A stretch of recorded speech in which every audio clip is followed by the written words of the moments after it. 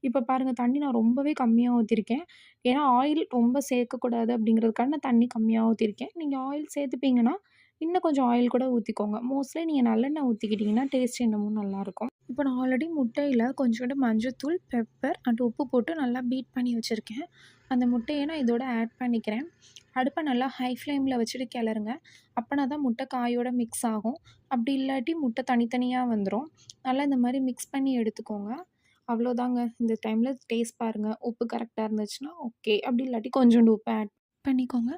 ரொம்பவே tasty and ஹெல்த்தியான பொடலங்கா முட்டை பொடி மாஸ் ரெடி ஆயிருச்சு. ட்ரை பண்ணி பாருங்க.